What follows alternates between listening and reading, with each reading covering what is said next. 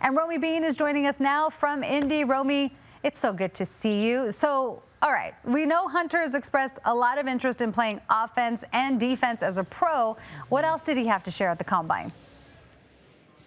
Well, Michelle, I'll tell you what, Travis Hunter had the biggest media scrum at the Combine by a mile. One of the biggest I've ever seen. Caleb Williams from last year is the only one I can remember being this massive. It was standing room only, if you will. He held court. He was very short and sweet with his answers. He kind of lets his play speak for himself. Travis Hunter obviously changed the game, playing both sides of the ball at an unprecedented rate. He played over 1,300 snaps last season, and he's made it clear he wants to do the same in the NFL. He wants to play both sides. The conversation, of course, though, is what are teams going to be willing to do? How are they going to utilize him? And that's the interesting part about Travis. The future, it's kind of in whatever team's hands he gets drafted to. But he has made it clear, he can and will play both sides of the ball. And as far as getting drafted, there's only one number where he wants to hear his name get called. They say nobody has ever done it for real the way I do it, but I tell them that I'm just different. It's one of my dreams, go #1 and be the best I can be. Everybody know I can light up a room just by walking in. I always have a smile on my face. I bring the excitement, and I'm a great communicator. Now, it's going to be interesting to see, Michelle, how what workouts he does and doesn't do here at the Combine. He was asked if he was going to work out. He said no, but we've also heard that he might be doing position player drills and not necessarily doing things like running the 40. So that's still to be determined. We'll find out in the next couple days. Yeah, we'll see what happens. So, Romy, Tyler Warren from Penn State, Colston Loveland from Michigan, they both have been thrown out as options for the Broncos in this year's draft. The tight ends, they spoke today, too. What did you hear? Well, Tyler Warren is like a pipe dream. Michelle, I've been trying to manifest this since like November that he somehow falls to the Broncos, but it's highly unlikely that he would be available at 20. The Broncos would have to trade up. He fits the bill for that joker that Sean Payton is looking for. He's played quarterback. He can catch the ball. He can pass the ball. He can run with the ball. He can run block. He does it all, but it really doesn't seem likely he's going to be available. Now, you mentioned Loveland. He's another very viable target, and he also fits the bill for what Sean Payton could be looking for. Interesting, he had shoulder surgery in January. He said, though, he'd be cleared for activities and OTAs and a full go by training camp, so there shouldn't be any concern with that. There's also a couple Colorado natives.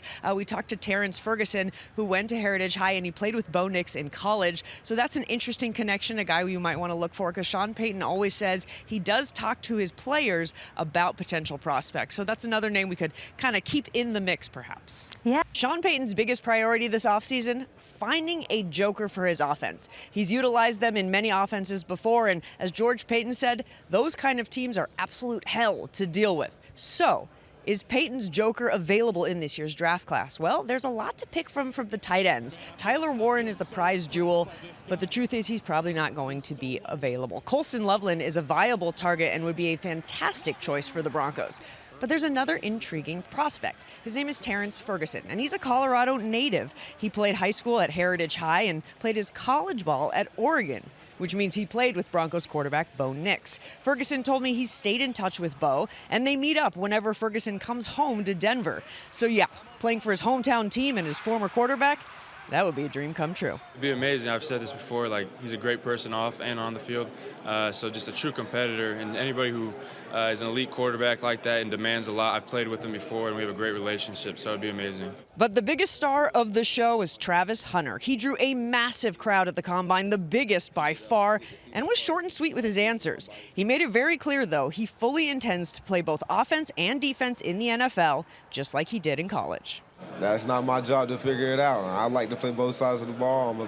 If they give me the opportunity to play both sides of the ball, I'm play both sides. They say nobody has ever done it for real the way I do it, but I tell them that I'm just different. The narrative around Sean Payton's joker is that it's going to be a tight end, but that's not necessarily true. In many of his past offenses, it's been a running back. Tomorrow, we're going to get to speak to all the running backs, so we'll see who might be a good fit for Payton's offense. We'll also hear from Shedeur Sanders, Jimmy Horn Jr., LaJohntay Wester, and Torrey Horton, so all of your Colorado and Colorado State products. Going to be a busy day, and we will bring all of that to you here on CBS Colorado. In Indianapolis, Romy Bean, CBS Sports, Colorado. Sean Payton has made it crystal clear that finding a joker to elevate his offense is his top priority this offseason. The good news, there is plenty to pick from here at the Combine. We got a chance to catch up with a few of them today. I know we're searching for the Joker. It's kind of like the Loch Ness Monster, trying to find a goddamn Joker. The clear-cut #1 tight end in the class is Tyler Warren. He is definitely that Loch Ness Monster. He can do it all: run, catch, pass, block, whatever you need. Kind of what I try and be as a football player is unselfish, and I feel like, whether it's catching 15 passes in a game or having 100 run block reps, that's, going to do either of those to the best of my ability. And if we win, I'm going to be happy either way. And that's kind of the way I approach the game. The bad news? Highly unlikely Warren is still on the board when the Broncos pick at 20. Colston Loveland is a much more viable target, and he's got the Joker skill set that Payton is looking for in his do-it-all tight end. I'm one of the best route runners in this draft. I truly believe that. I think I got great hands. Obviously, I got a lot to work on throughout my whole game, but I feel like I'm pretty polished and just excited to keep getting better. There's also hometown kid Terrance Ferguson, whose connection to Denver is more than just being a native and a Heritage High grad. He also played with Bo Nix at Oregon. And the play action for Bo Nix, lobs it for the end zone. Terrance Ferguson, touchdown Oregon. I've kept up with Bo throughout the whole year, and we're really good friends still. So he's living back in my hometown, and so whenever I get a chance, I go and see him, have lunch or something. But me and Bo still talk a lot. Ferguson certainly wouldn't mind playing for his hometown team and his former QB. It'd be amazing. I've said this before, he's a great person off and on the field. So just a true competitor, and anybody who is an elite quarterback like that and demands a lot. I've played with him before, and we have a great relationship, so it'd be amazing. There's certainly plenty of tight ends at the Combine that fit the Joker bill. But maybe Sean Payton will actually find that guy in a running back. We'll hear from them tomorrow. At the Combine, Romy Bean, CBS Sports, Colorado. Colorado's two-way superstar had the biggest media scrum at the Combine by a mile. Fitting for a generational player. Travis Hunter changed the game, playing on both sides of the ball his entire college career at an unprecedented rate. He played over 1,300 snaps last season, and he fully intends to do the same in the NFL. The conversation, of course, here is, will teams be willing to let the Heisman Trophy winner do just that, play a full workload on both sides of the ball? A lot of it depends on where he gets drafted and how a team decides to utilize him. But Hunter has made it very clear he fully intends to be a two-way player in the NFL. And as far as getting drafted, there's only one spot where he wants to hear his name called. That was one of my dreams, go #1 and be the best I can be. Play action sets, pressured in his face, throws it left side, and it is intercepted! Intercepted! Oh, what a spectacular play! They say nobody has ever done it for real the way I do it, but I tell them that I'm just different. I'm a different person. Shotgun snap, bubble screen, right side, clock, Travis running up the sideline. There he goes. Running at the 10, at the 5, end zone, touchdown. Everybody know I can light up a room just by walking in. I always have a smile on my face. I bring the excitement, and I'm a great communicator. The other big topic today at the Combine was tight ends. We heard from quite a few of them who believe they can fill that Joker role that Sean Payton is looking for. Coming up at 6 o'clock in sports, we'll dive deep into that. In Indianapolis, Romy Bean, CBS Sports, Colorado. Your sports reporter, Romy Bean, is joining us live from the NFL Combine right now. Romy, you heard from Shedeur earlier today, so what did he have to say? I'll tell you what, Michelle, he held court, and when I said he held court, Shedeur Sanders had everybody hanging on every word. He knew exactly what to say, and he was very confident, without hesitation, saying he should be the first quarterback taken off the board in this draft. Doesn't necessarily mean he has to go first overall, but he should be the first quarterback taken. Asked why, he pointed to a few things. He talked about his leadership, he talked about his mental game, and he talked about his adaptability. Having played for 6 different offensive coordinators in college, he explained how he's played just about everything, and he really knows what works and what doesn't for him, and in that way makes him really pro-ready. He also pointed to his time at the HBCU in Jackson State and then going to the Power 5 at the University of Colorado, saying that he was able to win on and off the field at both places, being able to relate to people from different walks of life, 2 very different cultures. Shedeur saying he is the guy if you are looking for the guy at quarterback. If you ain't trying to change the franchise or the culture, don't get me. So you should know history repeats itself over and over and over, and I've done it over and over and over, so it should be no question why an NFL franchise should pick me. I know nothing can faze me, no pressure, no situation. These cameras, nothing faze me. I grew up with it. My game's not played from my legs and not even just my arm. So I know longevity, the all-time greats, what's Tom Brady's best trait? His mental. He's able to think. So if you have those traits of greatness and I know where I'm heading, then why wouldn't the franchise pick me? You got the ultimate cheat code. And when you talk about his mental game, Jeanty Wester, one of his receivers, was here as well today, and he was asked about Shedeur, and that was the first thing he said. He said his football IQ is off the charts. Jimmy Horn Jr. just said it was so easy to play football with Shedeur Sanders. So his teammates echoing what he says. We know it's not fluff. We know he's the real deal. They know he's the guy too, right? Romy, let's talk Broncos. We talked about those offensive playmakers on Thursday. The Broncos are also talking with a number of running backs at the Combine who spoke today too. What do they have to say? Oh, Michelle, my brain is just like overflowing with the amount of running backs we heard from today.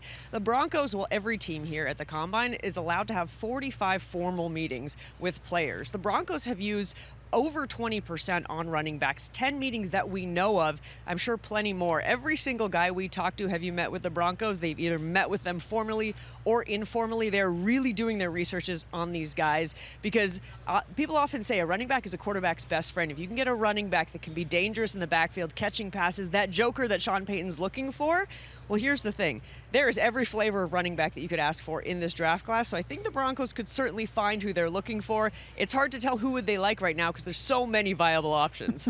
I know. The wide receivers took the stage at the Combine here today, and while the Broncos might not be in the market for a top-round receiver, there's certainly a lot of Colorado connections. Jimmy Horn Jr. and Jeanty Wester from CU and Torrey Horton from CSU all on the podium speaking to their strengths and speaking to teams this week before showing off their skills later in the week. Now, when Jimmy was on the podium, I noticed he had an NFL tattoo on his arm. He told me that tattoo was part of manifesting this moment, manifesting making it to the NFL. He got it his freshman year of college. Now, both he and Jeanty Wester excelled in a very crowded receiver room at Colorado. They both said the biggest thing Coach Prime taught them was how to be a pro and how to succeed at the next level. And this week, they are hoping to show teams what makes them different. One thing I want teams to know that I'm willing to work. You know, I'm a real humble guy.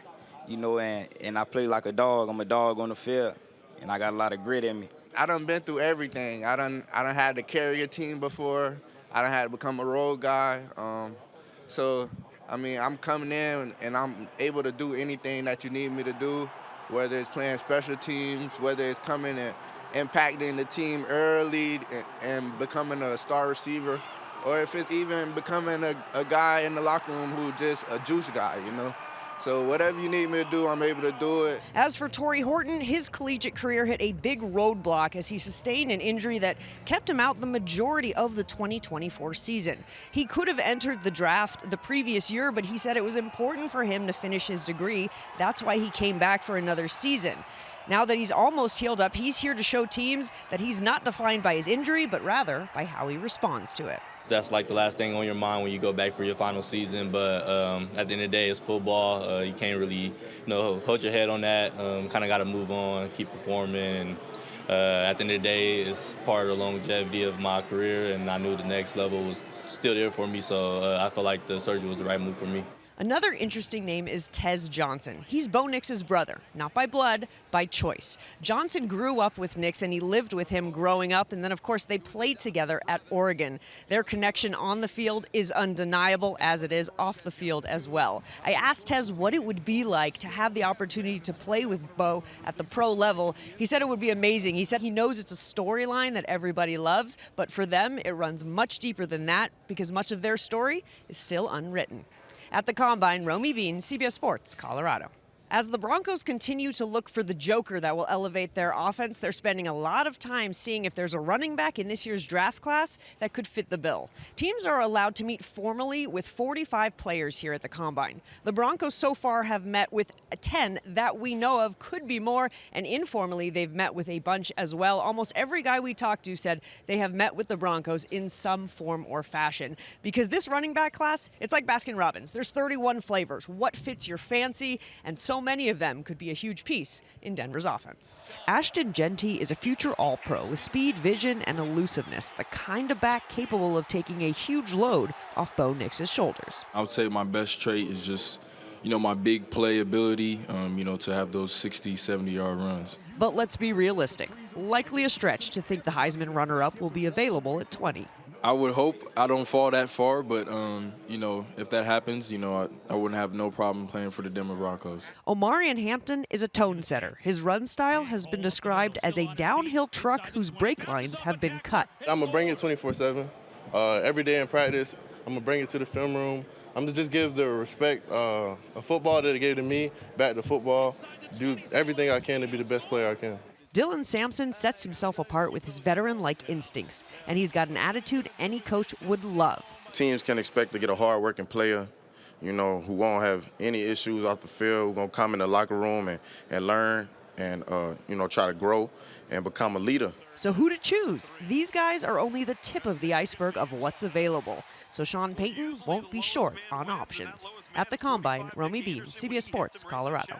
Shedeur Sanders didn't just hold court at the NFL Combine. He had the media hanging on his every word, as he had the perfect response to every question that was asked, and he made it very clear to everyone why he should be the top quarterback taken in this year's draft. If you ain't trying to change the franchise or the coaches, don't give me. Shedeur Sanders made it crystal clear. If you're trying to turn a franchise around, he is the quarterback you need. Holy cow, what a play! You should know history repeats itself over and over and over. And I've done it over and over and over, so it should be no question why an NFL franchise should pick me. Sanders had no hesitation when asked if he should be the first quarterback taken in the draft. Along with turning 2 college programs around, he also highlighted his leadership and his adaptability, playing for 6 different offensive coordinators in his collegiate career. I know what I want, and I know what's going to make me succeed. So that's these conversations with the coaches, with the GMs, and understanding, look, this is how I'm going to get on track. Because I tried everybody's way. I tried every different style, every different way. So I know what works for me and what makes me play my best. As far as what he's most proud of about his game, Sanders says it's what he's got going on between the ears. My game's not played from my legs and not even just my arm. So I know longevity, the all-time greats, what's Tom Brady's best trait? His mental. He's able to think. So if you have those traits of greatness and I know where I'm heading, then why wouldn't the franchise pick me? You got the ultimate cheat code. Now, an important clarification. While Shedeur says he should be the first quarterback taken off the board, he doesn't mean he needs to go first overall in the NFL draft. He referenced Tom Brady. He said, look how late he got picked, and of course, look what he went on to do and become the greatest of all time. For Shedeur, doesn't matter what number his number is called, but he does believe he should be the first QB to hear his name. In Indianapolis, Romy Bean, CBS Sports, Colorado.